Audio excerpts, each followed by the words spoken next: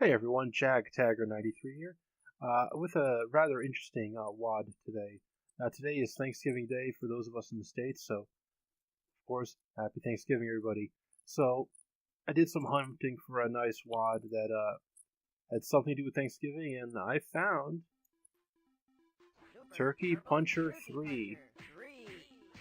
Now, you might remember this from Doom 3. In Doom 3, there's a little Easter egg where you can play Turkey Puncher. Is that Turbo? Turkey Punchy. Yeah, Super Turbo Turkey Puncher 3. Obviously, with that font, it's a rip or a spoof of the Street Fighter Alpha series. Now, Doom 3 does get a lot of hate, and I remember it did get a lot of hate at the time too for being so dark. Truth be told, I didn't actually hate it. Now, here's where I start going a little rant about my feelings about the Doom series, but there isn't really much more to this map, really. It's just this one room, I believe. Actually, oh, there's a room right over there. Okay, I'll come back to this room. We're just gonna clip out of here and see if there's anything else to see.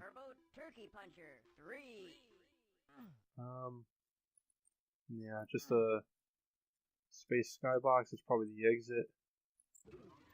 Yeah, okay. Yeah, nothing really much more to this level. What's this? Yeah, that's probably the where you go to exit. Okay, let's try to get back to our turkey puncher. Come on.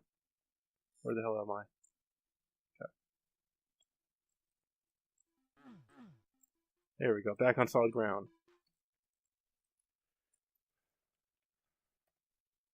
Okay. So like I was saying, I of course love the Doom franchise. Doom 1 and 2 really was my childhood, and to be honest, when I review these Doom mods for all you people out there, oh, by the way, I just recently reached 10, and now I'm at 11 subscribers, so thank you all of you, really. The only reason why I'm doing this, again, is to kind of relive bits and pieces of my childhood. It helps me relax after a day of work, and seeing almost a dozen people into, dank old Doom and Quake maps really makes me happy. I really didn't expect to get any subscribers or regular viewers or anything, but anyway, yeah, thank you. Doom 1 and 2 was really my childhood. I remember having an old compact Rosario around 95, and I started with Ultimate Doom. And my best friend at the time, he had Doom 2. And we used to have debates all the time back and forth about which one was better. Of course, he would say that his version was better, and my version was better, and with time, I realized that they both, they're both essentially Doom. When people are playing Doom 2, they'll call it Doom. When people are playing Ultimate Doom, they'll call it Doom. The level design from Ultimate Doom is iconic. However, we love the Super Shotgun, and the Revenants and Archviles and other surprises in Doom 2 really helped give that franchise some legs, along with the developing player community around those maps. Map making and mod making. So, Doom 1 and 2 I played for years and years and years. I remember in high school, actually, downloading Doom 2 onto the school computers, and when the teacher wouldn't be looking, I'd be playing it. Sometimes after school, I would sneak up to the computer lab and actually be fooling around on D-Hacked, those mod tools back in the day, and modding Doom 2 and trying different things. I always loved making a Super Shotgun fire like at a accelerated rate. That was always a lot of fun. Or changing the textures around to the pulse rifle to make them more like a flamethrower. Really cool stuff. So years went by, and I was content playing Doom 1 and 2 and all the different ports of it, source ports and other things. And then Doom 3 came out. And I remember people being very upset with Doom 3 because it was so different than Doom 1 and 2. It focused very heavily on atmosphere, and in doing so kind of lost a lot of the engaging gameplay of 1 and 2. I didn't really mind that. With Doom 3, it was very clear they weren't trying to be Doom. They were trying something different. And I'm a sucker for good atmosphere. I also really liked, I'm probably the minority, but I actually like the darkness. In real life, it's going to be pitch black a lot of times. If you're in an abandoned facility on Mars and you're under demon attack, you gotta anticipate a little darkness, I think. And I liked how you had to. The game forced you to make a compromise. Do you want to be able to see, or do you want to be able to fight? And if you chose to fight, if you use your weapon like a shotgun or the rifle, you would be able to see, but just only those momentary bursts. And damn, did that game look gorgeous. Granted, when you can actually see it out of the muzzle flash of my weapon. So, yeah, Doom 3 I actually didn't hate. A lot of people thought I would hate it because it was so different than the original spirit of the originals, but it wasn't trying to be Doom 1, Doom 2. It was trying to be something different, and I liked it for what it was. Now, does that mean I liked it as much as Doom 1 and 2? No, not at all. But I think now it's pretty underrated. So, years go by, and then we get our new Doom, which I call Doom 4. Everyone just calls it New Doom or Doom.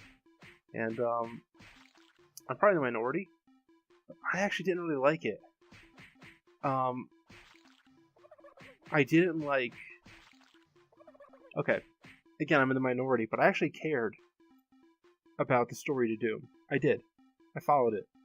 And I read the novels too, and I was paying attention in Doom 64 as well, with where they left off things with the Doom Space Marine. The Doom guy, whatever you want to call him, Flynn Taggart, whatever. And Doom 4, I really didn't like how they changed the Doom soldier into this kind of supernatural force. I think they call them wraiths or whatever.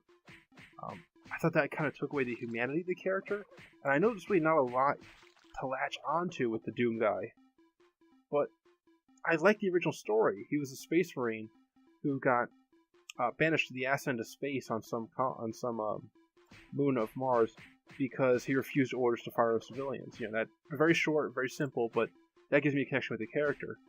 But no, Doom 4, now he's just some supernatural demon killing machine. Now you might say, Jag, you're freaking out over nothing. Doom was never about the story. John Carmack even said that story in a video game is, nice, but not needed. It's like porn. And I guess that's true, but Doom 4 has a lot of story. There's so many tidbits in it. So, on one hand, fans of Doom 4, New Doom, say, don't worry about the story, and yet it throws you in the face, throws out all that bit of story again and again at you. So yeah, I also didn't like how the level design just wasn't there. I mean, okay, look. I think what really got to me about Doom 4 was people were calling it a return of the Doom franchise. People were saying it's right up there with Doom 1 and 2. In fact, it's very much the kind of gameplay we liked in Doom 1 and 2. That very fast-paced, twitch reflex gameplay, where you don't have to go, going into cover is a death sentence. You don't want to stay still. And I found the gameplay in that more similar to games like Halo than actual Doom. Veterans of the Doom franchise know that, yes, Doom does emphasize moving quickly, moving fast. A lot of times you'll be in a room that's filling up with monsters, and there's a lot of goodies around, like first aid kits and ammo. And being able to sprint from first aid kit to first aid kit, armor pickup to armor pickup, is essential for clearing those rooms. However, veteran Doomers also know that in Doom 1 and 2, there were moments where you did want to go for cover. There were moments where you did want to be careful when a Revenant is shooting a homing rocket at you, and you can actually carefully step behind a strategic pillar, or heck, even guide it right into an enemy, usually like a Pinky or an Imp or something like that. There's something said for cover. A lot of times too, I'll bait enemies into door frames and just pick them off single file or double file. It'll make it a lot easier to clear the next room. And in the new Doom, you really don't have any of that. Also in the new Doom, I will give it credit for what it did with the chainsaw. In Doom 2, the chainsaw in Doom 1 too, wasn't really a great weapon. A lot of times I'll use it on pinkies to conserve ammunition. But in those games, usually you're drowning in ammo anyway, so it really wasn't that necessary. But I liked what they did with it in the new Doom. Was a very good touch. I don't like what they did with the BFG, though. That was just silly, and the boss fights are just so gimmicky. I also, again, I can't harp on enough, I don't like level design. A lot of times I would get hopelessly lost, but not in the good way. With Doom 1 and 2, I'd get lost, but there'd be a map screen. And usually it's some puzzle I have to figure out. It had like kind of a dungeon crawling aspect to it. It was very clear the people behind it were very much into Dungeons & Dragons. It had that corridor crawling, dungeon creeper aspect of it, and Doom 4 doesn't have that at all. Yeah, and lastly, the music is garbage in Doom 4. A lot of people are going to get on me about that, but the music to Doom 1 and 2 is really memorable, really catchy, and it sticks with you. I played a lot of Doom 4, I really did, and I can't really remember any song except for that one that always plays whenever you pause the game.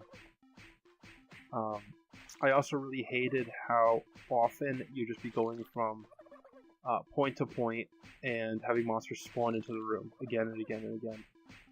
There is a time to have your monster closets. There are times to have monsters teleporting in and ambush you, but not like that. I mean, come on, you gotta space it out more. That's why I like Doom 1 and 2 more, where it would have enemies placed throughout the level. And it's very clear to developers, thought really hard about where are the enemies going to be. Where's the player going to be looking as they're advancing to the next room? What are strategic sniping points for the monsters?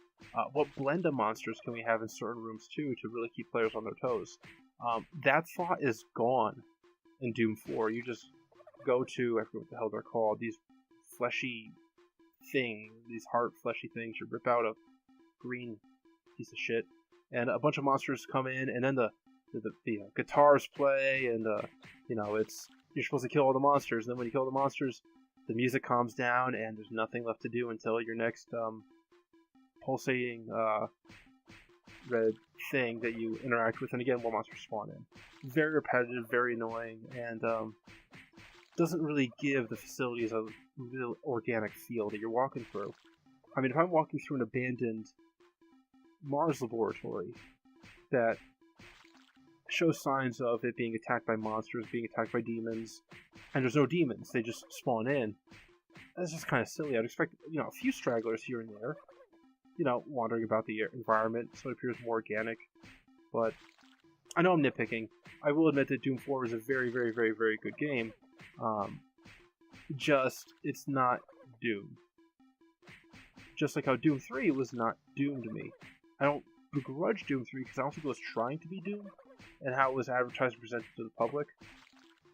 I could be wrong, maybe I'm just looking at it through nostalgia, but Doom 4 really feels like they were really hammering on the nostalgia thing, and that's not Doom to me. Anyway, here I am just punching the turkey, punching it away. Giblets all over the place. That's lovely. Look at that. Boom! This is more faithful to the original Doom than the new Doom. But anyway, I'm just ranting on and on, because again, this level is really, really short. I won't keep you any further. Go on, enjoy your Thanksgiving. If you already had your main meal, enjoy your pie. If you're working all day, then, try to survive the craziness. Thoughts and prayers with you all, and keep sane. If you're not enjoying turkey, you're not partaking in Thanksgiving at all, then, whatever, as I always say, have a good one. This is Jag Taggart 93 signing out. Have a good one.